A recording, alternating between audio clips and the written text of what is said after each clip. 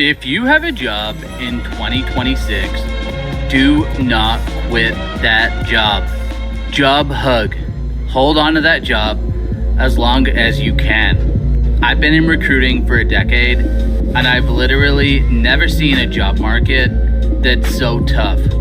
I'm talking to candidates every week that are applying to hundreds and thousands of jobs, and they're not hearing back from any companies. A lot of people think that they can just quit their job and find a new one in a few weeks, that they can reach out to their friends, they can reach out to their connections, and everything will be okay. Then they quit their job and they find out how brutal the job market is. So if you have a job, please be grateful for your job, hold on to it, and don't quit without having something else lined up. The only thing more stressful than your current job will be looking for a job on the 2026 job market. I've never seen anything like it.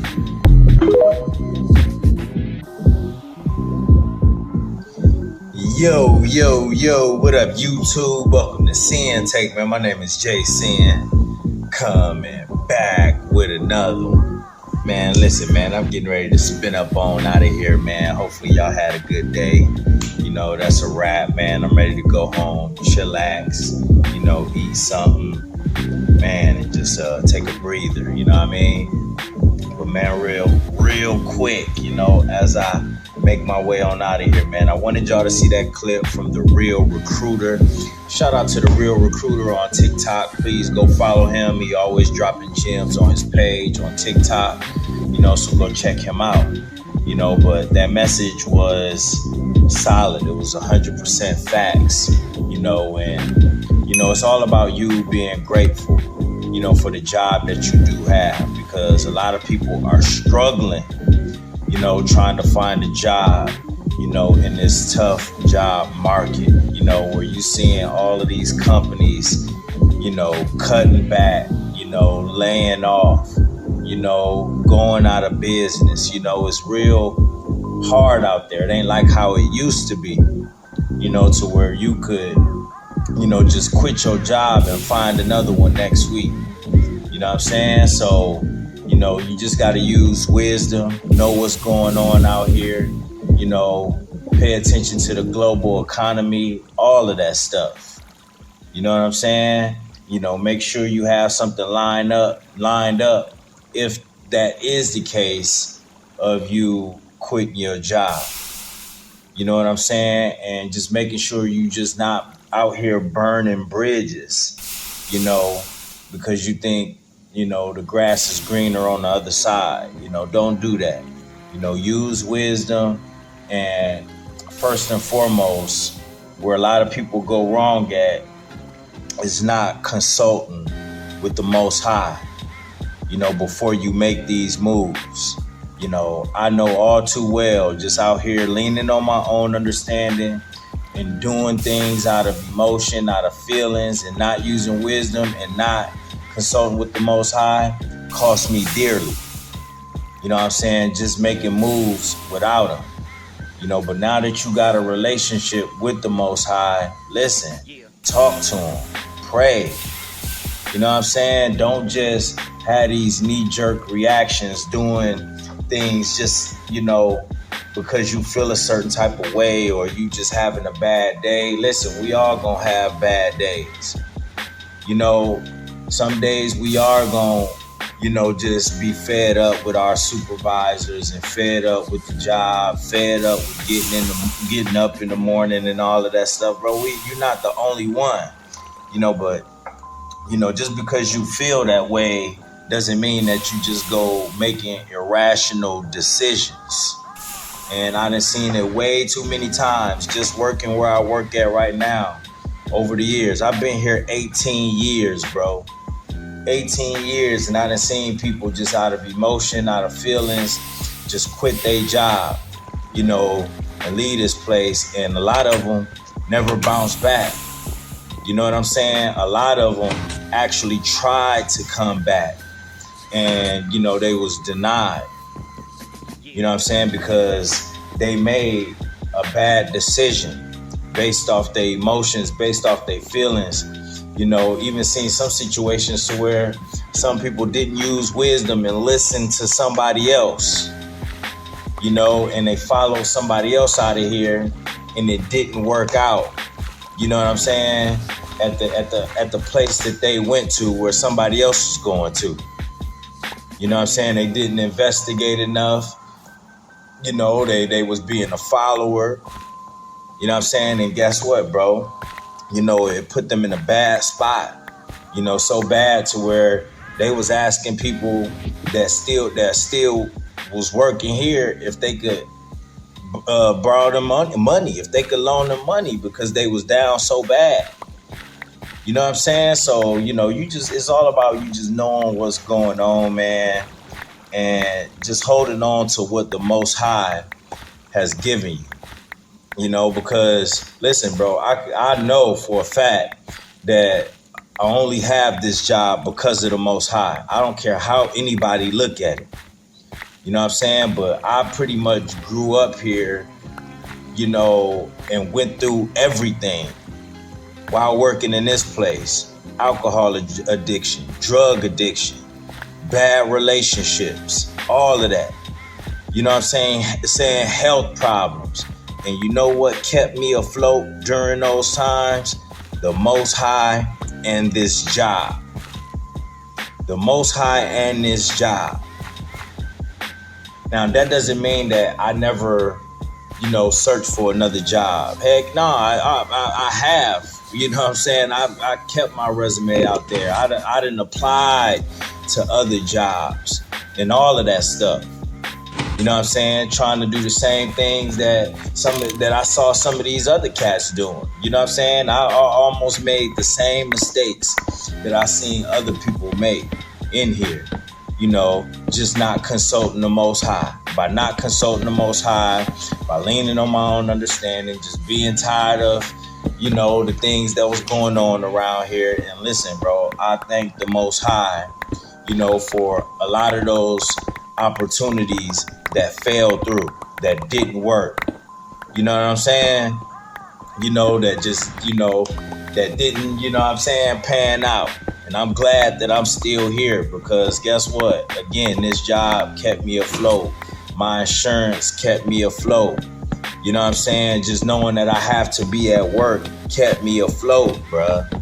No matter what I was going through, I still was able to hold on to this place by the grace of the Most High. So a lot of y'all just gotta stop thinking that it's just basic plain black and white stuff. Like, no, bro. A lot of times, bro, is spiritual. You have the job that you have, because it's spiritual. You're supposed to be here for a reason. You know what I'm saying? Like you never know, but you have to talk to the Most High about it. And a lot of times it's not gonna make sense, but it will make sense later on, especially when you get in times like this. You know what I'm saying? Very uncertain times. You know what I'm saying? Where you seeing all of this stuff happening in the world, where you seeing all these people losing their homes, losing their jobs, not able to pay their bills, losing their cars, losing their kids, losing everything, bro. And it start to make sense. So that should make you, that should be confirmation. You know what I'm saying? That it's a little bit deeper than what you think, than what the eye can see. It's spiritual. So again, you will know, but you gotta talk to the Most High about it. And guess what? He gonna give you that confirmation. He gonna give you that green light. He gonna tell you when to be still and when to move forward, move on. You know what I mean? He gonna point you in the right direction. But use wisdom. You know what I'm saying? Because it ain't as easy as you think no more. It's not as easy as you just filling out an application and taking that application to these places and, it's an actual human choosing who is more fit for the job. No, now it's AI that's doing the recruiting. Now it's AI that's breaking things down in the system to see who's right for the job. And it's people that's overqualified for a lot of these so-called jobs that's on these websites, that's on these, that's on the market, to where they not even getting called back just for being overqualified.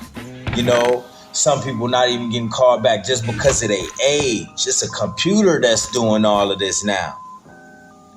You know what I'm saying?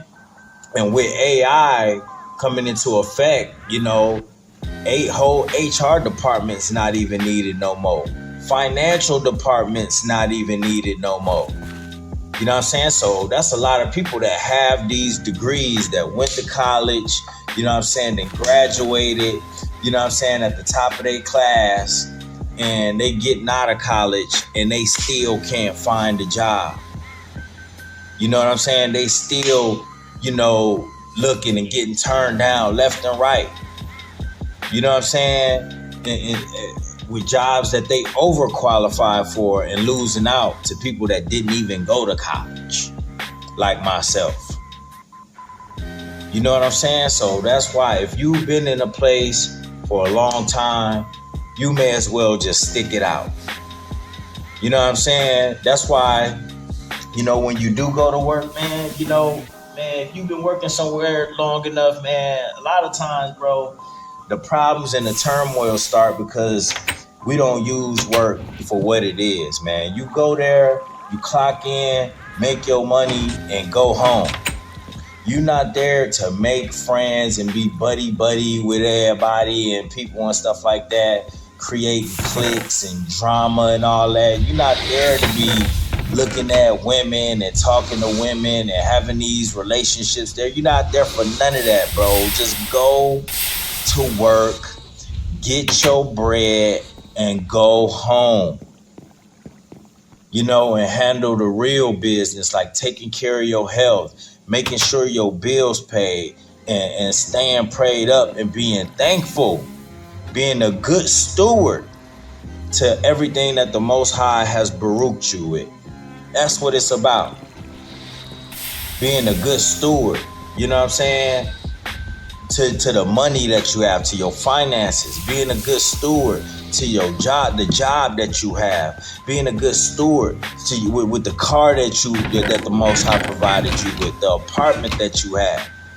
That's how you gonna level up anyways, is taking care of the things that you already have. You know what I'm saying? Because you learning so much while you do that. You learning patience. You learning, good spending habits. You know what I'm saying? You learning, about, good relationships and stuff like that. You're not out here just reckless, burning bridges, just treating things as if, you can just get another. And that's how people are just out here acting like they can, and then they find out the hard way. So don't let that be you. Don't just quit your job and make an irrational decision that's going to put you in the hole, put you in a bad spot. And that's why Scripture tells us, man, we're supposed to be working these jobs like we're working for Yahushua, because it's spiritual.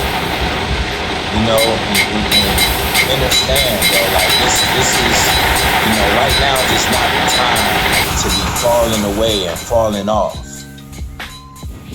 And when you think about this journey that we on, bro, it makes so much sense. Like I was telling y'all earlier, it's just deep. It's so much deeper than retaining your seed, bro. It's so much deeper than that. Just with the discipline that you learn, to have. The things that the Most High expose you to about yourself that you need to work on. All of this stuff, bro, it makes so much sense, and it's going to help in different areas of your life. You know what I'm saying? And it's drawing you closer to the Most High in that intimate relationship, to where you're going to go to Him first before you make irrational decisions, before you listen to this person, that person, or what's going on with in this relationship, that relationship, and all that other stuff. You ain't gonna be caring about none of that stuff, because you got a relationship with the Father, your Creator, and He ain't gonna steer you wrong. You know what I'm saying? So who you rather listen to? the world or the Most High? Who's not gonna put you in a bad spot? You know, and even if you do end up in a bad spot, because I know that it's a lot of people that where they losing their jobs and it's out of their control. Listen, bro, continue to have trust in the Most High while you go through that, because a lot of times, listen, it's gonna be for the better. He gonna find something better for you. A lot of times you gonna build your faith up because you're gonna see that he will never forsake you. You know what I'm saying? Because you didn't lose trust in him, you didn't lose faith, you didn't lose belief, and then you're gonna see that he was just positioning you for something better. You know what I'm saying? He already had something lined up for you, but he had to see if you would fall away. He had to see if you would lose belief and lose faith. So you gotta trust in the Most High. Just like scripture say, trust in Yahuwah and doeth good. So shalt thou be in the land, and verily thou shalt be fed. So when you trust in him, he gonna make sure you eat, bruh. You know what I'm saying? When you trust in him, listen, no matter what happens in this lifetime, guess what? You gonna make it to the land where you of milk and honey, where you will be fed. You know what I'm saying? Spiritually, mentally, emotionally, in all those ways. You're gonna be eating good. So trust in him right now. Prove it to him right now that no matter what happens, you're gonna consult with him and you're gonna listen to him and you're gonna trust him. And not lean on your own understanding, and not let fear, not let the things of this world predict your move. Alright? And that's my word, man. My name is Jason, the Sin Tech. Holla at y'all later, man. Peace.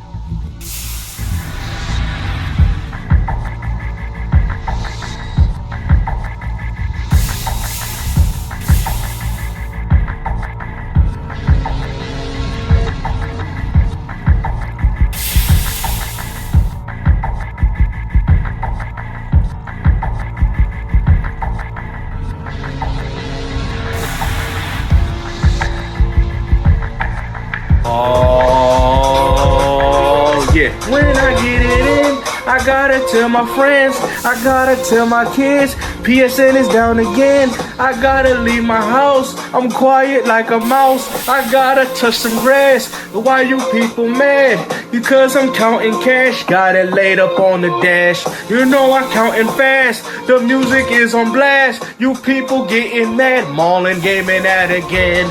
Smoking cigarettes, you know I got my blunt. You people is a punk, that shit know it's sunk. PS5 is dead, they ain't coming back.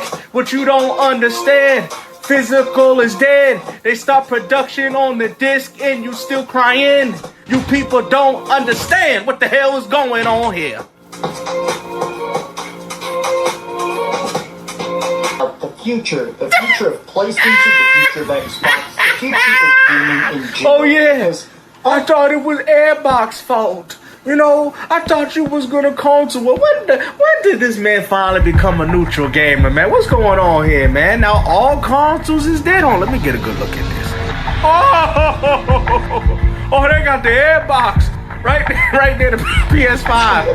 Uh-oh. Sounds like the next-gen consoles, the PlayStation 6 Project Helix, very likely going to come out next year. It feels like there's never been a constant generation ever that has been so anti-hyped. Good. Pessimistic. You know what it is, man? The Uncosaurus era is over. Don't worry, they're gonna get that PS6 with that new Fortnite update. With some enhancements in it, they can play more upgrades. You know, when Roblox games can start playing better on that. What you talking about? Ain't nobody worried about what you playing. Cry, dinosaur, cry. I ain't never seen a dinosaur with so much tears in his eyes. Look at that. Surely nobody cares. And I think I mean, very obviously. Good. Thousands Go of back to your dollars. But Dreamcast. it's also beyond that. It feels like each classic generation of company is just another cool experience. Like Bro, another really? Cool experience. This is just Halo campaign evolved again, man. Come on, man. 2001 games. Bro, y'all gotta do better, man. No wonder the industry. No wonder, the reason why nobody cares about games anymore. I mean, even as a dinosaur myself, I mean, really, who would have thought 25 years from now, when I played this game when it first came out on the original Xbox, that you guys would continue to be playing this game now? At this point, just admit that y'all ain't got no ideas no more, man. Who are you fooling with this? There ain't no dinosaur that's rocking on his little rocking chair. You know, I'm gonna give me a CX and a PS5 to play the same game I did 25 years ago. Like, come on, man. Ain't nobody doing this. Millions and millions and millions of dollars. Now, you could say that's nostalgia. That's old school fans of, original. And y'all paid full price for it. Plus, you got the DLC separately. God, missing the good old days. But I also Ain't even got the think frame rate. I like to listen to people that are much younger, right? I'm 40. I like to 40 years old. especially their early 20s, about their outlook at games. Yeah, you know, all you gotta do is go to Fortnite. Ain't gonna tell you to get up out of here, man.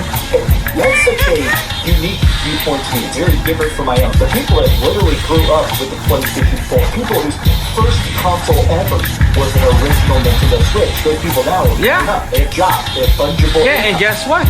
They're not adamant gamers. These are the type of dudes that will buy a particular franchise, and then when they're done with it, they might be comfortable. It's like, I don't really need any more. That's kind of what gaming is banking their money on. Is those dudes to finally fall in love with gaming the way we did, but unfortunately, they don't have the same passion. They got short attention spans, man. They play a game for 5 minutes, and if they can't figure out a puzzle, they're already done with it. They just move on to the next game. They'll be taking turns over and over and over again, getting into big silly car accidents. Oh, he playing retro now too? Right? And it's that game, it may have aged graphically, it's still fun as hell.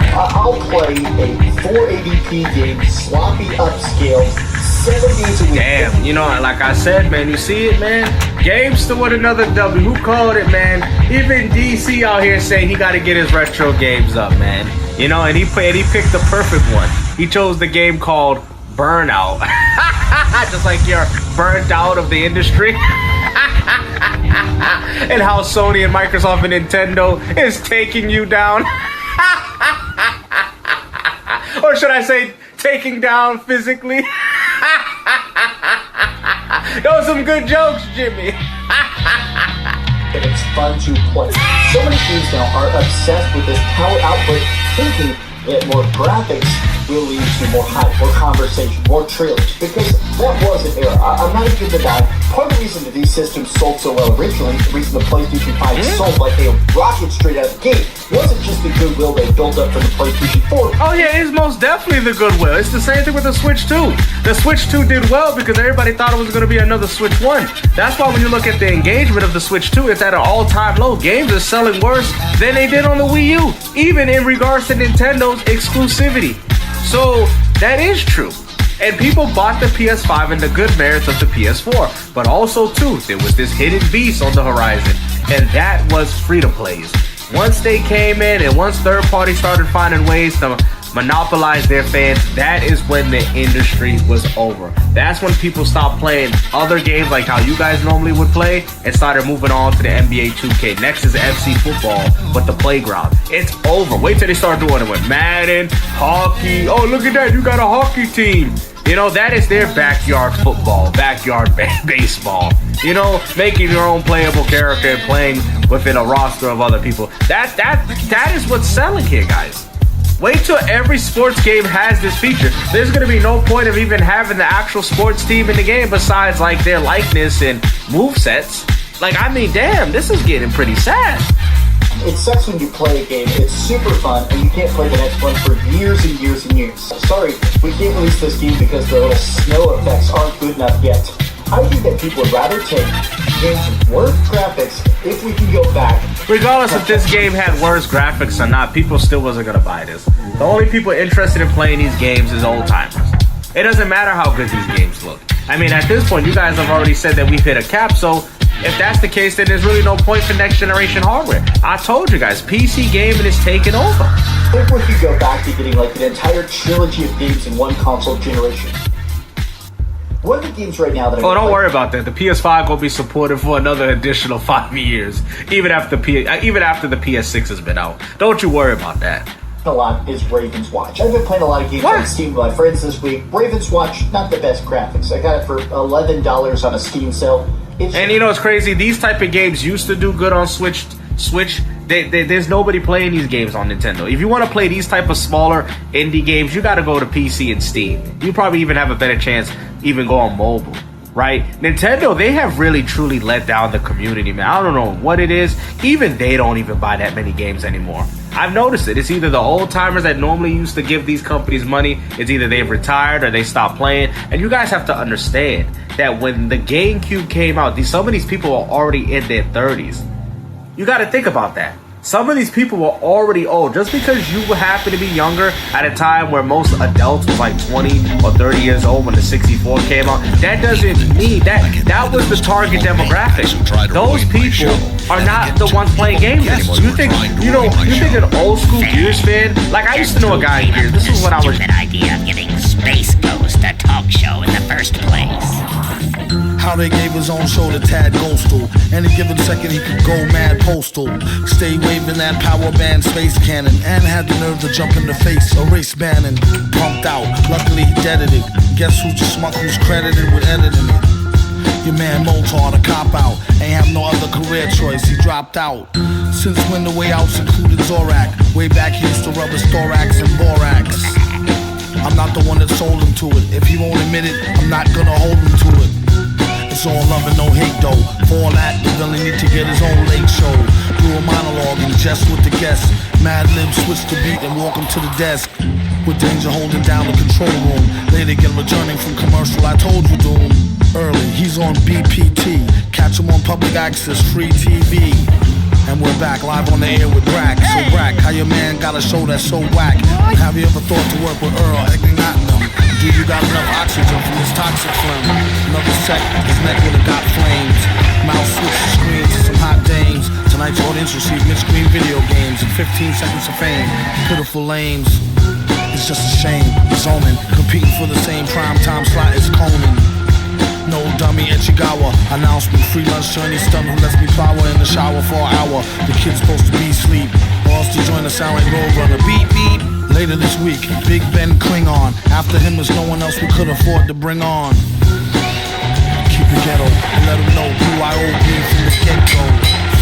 I like to propose a toast to the grossest host. Space holes, coast to coast. That destructor is a laid-out gag in a cake in a pantsuit. Looking like a straight-out dag. Don't mean to sound crunchy. Hit a honey from the back and crumpled up a scrunchie. I like snack hungry munchie. Felt a funny hunch, then she told him donkey punch me. Tomorrow is Father Guido Sarducci, Father MC, and Charo Coochie Coochie with her new bestseller, Who You Call a Hoochie. A proud sponsor of the Smoochie Boochie Moochies. Look Leela eyeball to eyeballs and find out how they get inside them sugar pie balls. Our next guest, a real cutie specimen, and she's starting to get a little booty. Miss Judy Jetson. So Judy, boxers, briefs, or fig leaf. As you know, I wear my boxers for my big. Cue the rapper, tell him bring what little he got. Up against the Billy, it's really not diddly squat until their head hurts. When it comes to wreck, cruises like them dudes in red shirts off Star Trek. Key Kirk, Key Spock, Key McCoy. Been B-boy since your jerk's first Queen's toys. Born to be the host with the most. When it's on, space holes, coast to coast. You think I'm just gonna hand over my show to you, Doom? Have you lost your f***ing mind? Listen, I'm not gonna hand my show over to you. You know why? Because it's my show. Mine, not yours. Space Ghost. It ain't Doom coast to coast. Yeah, sure. Here are the keys to the show. Why don't you drive for a while? America's craving some Doom. Here you go.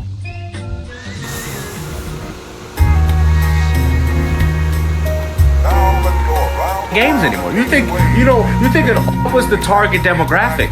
Those people are not the ones playing games anymore. You think an old school Gears fan, like I used to know a guy in Gears. This was when I was young, right? When I was a child. There was this guy I used to talk to. He was 48 years old. Do you actually think he's looking forward to Gears E-Day? Do you even think the man is still around? Ask yourself this, okay? Things have changed. And it's about time you people start coming to the realization that GameStop was right all along. Now y'all play these smaller budget games. I mean, PC gaming is probably the best when it comes to this. Even Nintendo, which was very well known for the indie scene, most people are not even playing their indies. It's shocking. I bought a game called Rain Station Z. It's a sequel to Ice Station Z, which a lot of people used to play on 3DS. Nobody's playing it on Switch. It's the same thing with Ironfall Invasion. Oh yeah, I played a lot of these games on the 3DS. People loved it. It was a community and everything. 16 years, you think that this improved version with 60 FPS and all this high resolution boost, that now the game can fully be realized and played the way the game was intended to be played. And guess what? Nobody's even on it.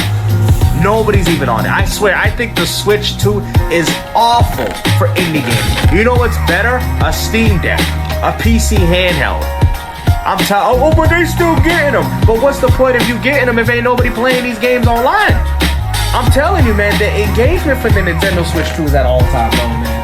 But like I said, hopefully you guys enjoy this video, man. I love to see you guys crying. Now he's out here advocating for retro games when I've already told you guys this from the very beginning. But like I said, take care, guys. Peace out.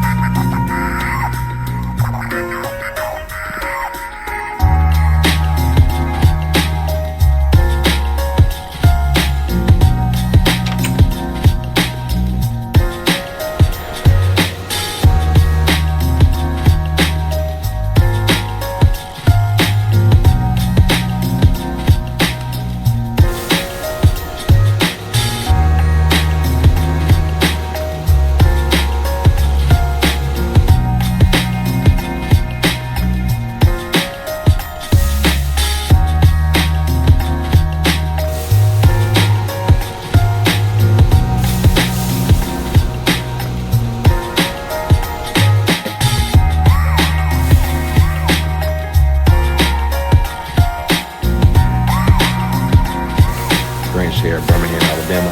We're back with another edifying lesson, Lord willing. You're not relaxing, you're being marinated for Judgment Day. Alright, this is basically about the fattening up of Americans, you know, ready for the slaughter. Okay, we off the bat, if we could, let's type in, let's go to chat and type in metaphorical meaning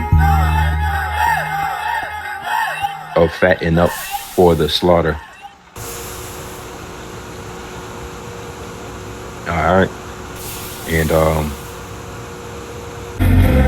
we just want to know, you know, why is it that the American population are so obsessed with a place that biblically is reserved for judgment? You know, when we go through these scriptures, and it's verified that America is in the Bible, but it's known as Mystery Babylon the Great.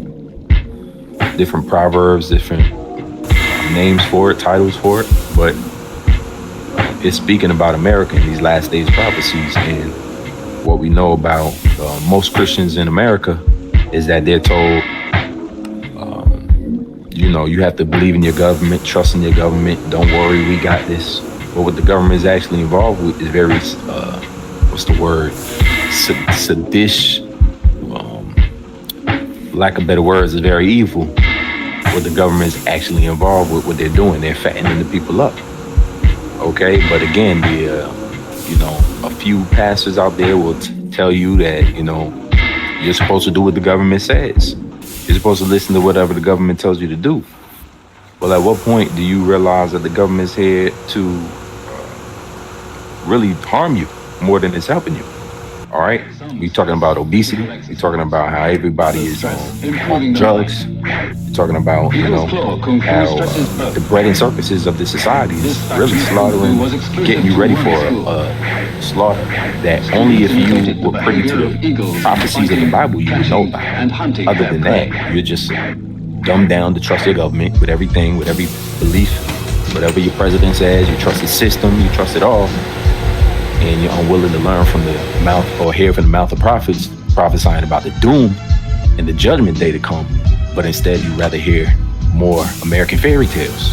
You locked into this mindset in this culture, which is really here to destroy you. So this is what we do. Hebrew Israelites, we teach about prophecies concerning America and the judgment that this place is being reserved for. And the topic, you're not relaxing. Okay, you got the TV on, you got Prime delivery systems, but you're not relaxing. What you're doing, you're being marinated for the judgment day. All right, that's what you're here for. That's what you survived this many years for. Okay, it's not to put your children through college, it's not to do all these other things. It's really because you're being fattened up. Hey, Adon, go ahead. You gotta unmute.